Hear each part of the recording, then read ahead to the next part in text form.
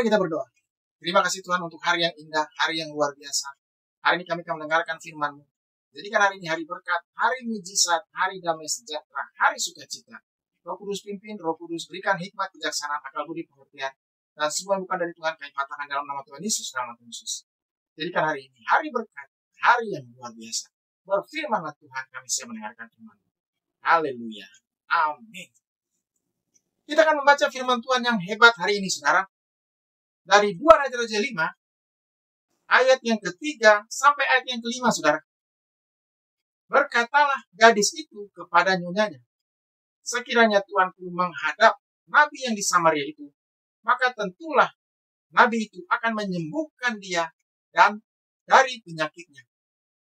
Lalu pergilah Naaman memberitahukan kepada tuannya, katanya, begini-beginilah dikatakan oleh gadis yang dari negeri Israel itu. Maka jawab Raja Aram, baik, pergilah, dan aku akan mengirim surat kepada orang Israel. Lalu pergilah Naaman dan membawa sebagai persembahan 10 talenta perak dan 6.000 sikal emas dan 10 potong pakaian. Luar biasa. Tema hari ini, saudara, mendengarkan. Kita akan melihat di sini beberapa hal yang indah yang menjadi sebab bagaimana Naaman mendapatkan berkat, mendapatkan mujizat Tuhan, mendapatkan kesembuhan, saudara. Ada beberapa hal yang indah yang pasti akan memberkati kita, saudara. Yang pertama, mendengarkan perempuan Israel. Siapakah perempuan Israel ini, saudara? Di 2 Raja 5, ayat yang kedua sampai ayat yang ketiga dikatakan di sini. Orang Aram pernah keluar bergerombolan dan membawa tertawan seorang anak perempuan dari negeri Israel. Ia menjadi pelayan pada istri Naaman. Berkatalah gadis itu kepada nyonyanya, sekiranya tuanku menghadap nabi yang di Samaria itu, maka tentulah nabi itu akan menyembuhkan dia dari penyakitnya. Luar biasa. Jadi Naaman melalui istrinya mendengarkan perempuan pelayan dari Israel ini. Istrinya menyampaikan kepadanya, saudara. Jadi yang pertama sekali mendengar siapa? Istrinya. Yang kedua Naaman. Jadi satu keluarga mendengarkan apa yang dikatakan pelayan perempuan ini. Dan apa yang dikatakan oleh pelayan perempuan ini luar biasa, saudara. Dia bukan hanya memberikan solusi, tapi dia juga memberitakan firman. Dia berani memberitakan kabar baik dari negerinya, bahwa ada nabi dari Israel yang bisa menyembuhkan tuannya dari penyakitnya, saudara. Luar biasa. Belajar dari perempuan ini. Bagaimana dia bisa membawa kabar sukacita kepada istri Naaman dan keluarganya. Jadi, membawa kabar sukacita dimanapun kita berada adalah tugas kita, saudara. Memberikan kabar, memberikan kasih, dan memberitakan kebesaran Tuhan. Pelayan perempuan ini luar biasa. Dia tidak takut, dia tidak suka. Itu artinya dia punya hubungan baik dengan nyonyanya. Dia punya hubungan baik dengan Naaman. Dan keluarga itu menganggapnya bagian dari keluarga. Dia sudah seperti keluarga sendiri. Dan yang luar biasa, saudara, istri Naaman menerimanya, mendengarkannya. Dan Naaman juga. Ini kan luar biasa. Jadi mujizat sudah terjadi ketika Naaman mendengarkan perempuan Israel ini. Luar biasa. Berita baik hari ini, saudara, tanpa memandang status, tanpa memandang posisi, siapa orangnya. Kita harus mendengarkan, kita harus melihat, dan kita harus tahu apa yang dikatakannya. Kalau kata-katanya baik, sarannya baik, menguatkan, memberikan harapan, memberikan solusi, harus didengar, saudara. Jadi ubah mindset kita hari ini untuk melihat orang-orang sekitar kita sebagai penyambung lidah Allah, sebagai alat Tuhan untuk menyatakan kebesarannya, saudara. Yang kedua, dikatakan di sini, Naaman mendengarkan saran dari Nabi Elisa. Kita lihat di sini. Di 2 Raja 5, ayat yang ke-8. Segera sesudah didengar Elisa, abdi Allah itu, bahwa Raja Israel mengoyakkan pakaiannya, dikirimnyalah pesan kepada Raja bunyinya, "Mengapa engkau mengoyakkan pakaianmu? Biarlah ia datang kepadaku, supaya ia tahu bahwa ada seorang nabi di Israel." Luar biasa. Ini yang saya mau katakan. Naaman mendengarkan suara Elisa. Naaman mendengarkan suruhan Elisa. Naaman langsung menemuinya. Ini yang saya mau katakan, saudara, ternyata prosesnya tidak mudah. Mungkin dia pikir Raja Israel tempatnya. Ternyata bukan Raja Israel, tapi Nabi Elisa. Itu seperti menyuruh Naaman menemui hamba Tuhan, saudara. Menyuruh Naaman menemui Tuhan. Jadi perempuan pelayan ini berhasil menyuruh Naaman, tuannya, menemui hamba Tuhan. Menemui Tuhan, saudara. Luar biasa. Ini saya mau katakan, saudara, dimulai dari mendengarkan suara, nasihat, saran dari pelayan perempuan di rumahnya. Sekarang, suara dari pelayan hamba Tuhan Nabi Elisa di istana raja membuktikan bahwa Naaman mau mendengarkan, mau melakukan perintah Tuhan sekarang. Yang ketiga, 2 Raja-Raja 5, ayat yang ke-13, saudara. Tetapi pegawai-pegawainya datang mendekat serta berkata kepadanya, "Bapak, seandainya nabi itu menyuruh perkara yang sukar kepadamu, bukankah Bapak akan melakukannya? Apalagi sekarang ia hanya berkata kepadamu, mandilah, dan engkau akan menjadi tahir." Naaman mendengarkan nasihat dari pegawai-pegawai. Padahal tadinya dia sempat putus asa, dia sempat meremehkan kata-kata Elisa, saran Elisa untuk menenggelamkan dirinya di sungai Yordan sebanyak 7 kali, saudara. Dia membandingkan sungai Yordan dengan sungai-sungai yang lain di sana. Bahkan dia sempat menjelek-jelekan sungai Yordan, saudara. Ini saya mau katakan, nasihat Tuhan datang melalui pegawai-pegawainya. Sekali lagi, yang semua didengarkan oleh Naaman adalah pelayan, bukan orangnya secara langsung, bukan Nabi Elisanya, saudara.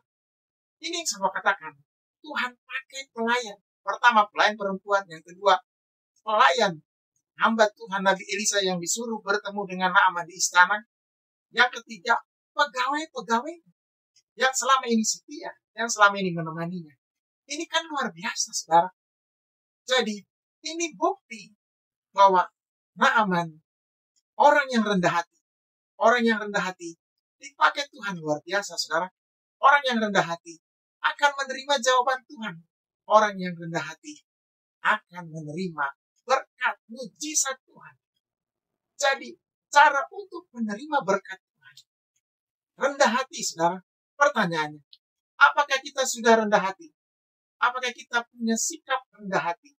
Apakah kita mau merendahkan diri di hadapan Tuhan dan mau mendengarkan suaranya? Dan mau mendengarkan saran dari orang-orang yang dipakainya, Tuhan. Orang-orang yang dipakainya, saudara, dari hamba Tuhan, dari orang-orang sekitar kita. Mungkin orangnya bukan selevel dengan kita. Mungkin orangnya ada di bawah kita. Mungkin juga orangnya tidak kita duga, saudara. Ini yang saya katakan, sikap rendah hati menentukan berkat. Sikap rendah hati menentukan mujizat. Sikap rendah hati menentukan langkah Tuhan menuntun kita, saudara. Ini yang dikatakan lagi di sini. Dikatakan lagi di sini, saudara. Apa yang dilakukan Naaman ketika pegawai-pegawainya katakan kepadanya. Di 2 Raja 5, ayat yang ke-14. Maka turunlah ia membenamkan dirinya 7 kali dalam sungai Yordan, sesuai dengan perkataan abdi Allah itu. Lalu pulihlah tubuhnya kembali seperti tubuh seorang anak, dan ia menjadi tahir. Luar biasa. Tiba-tiba kembali semangatnya, saudara. Naaman melakukan apa yang dikatakan oleh pegawai-pegawainya. Dikatakan di sini, turunlah ia ke dalam sungai Yordan, membenamkan dirinya 7 kali di sungai Yordan, sesuai dengan perkataan abdi Allah itu.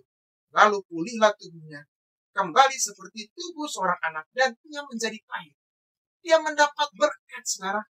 Luar biasa, dia disembuhkan. Mujizat Tuhan terjadi padanya.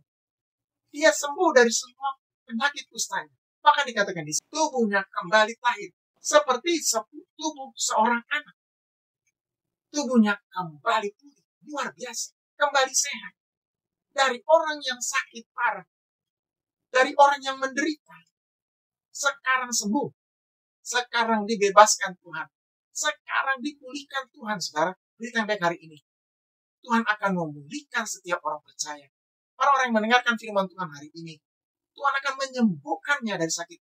Tuhan akan memulihkan pekerjaannya, pelayanannya, keluarganya, ekonominya. Tuhan akan menjawab doanya. Apa doa kita hari ini, saudara? Mungkin kita berdoa buat keluarga. Ada keluarga yang belum diselamatkan.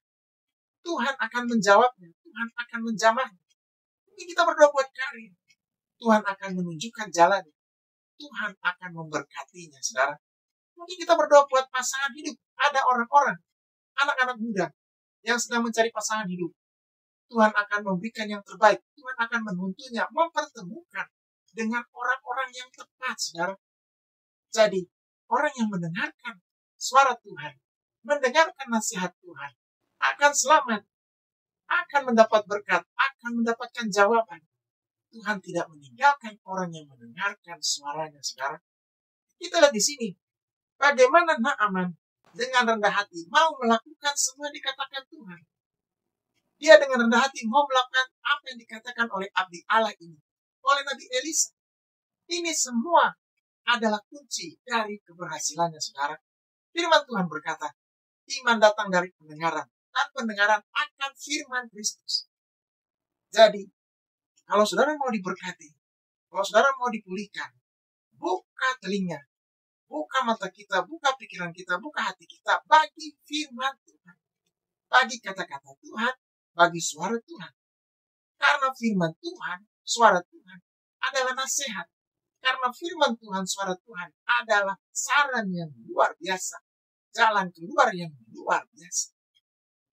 Naaman sudah banyak mengeluarkan pengorbanan, sudah banyak mengeluarkan biaya untuk kesembuhannya. Keluarganya sudah berusaha datang ke banyak tabib, tapi tidak sembuh, tidak bisa, bahkan tambah parah.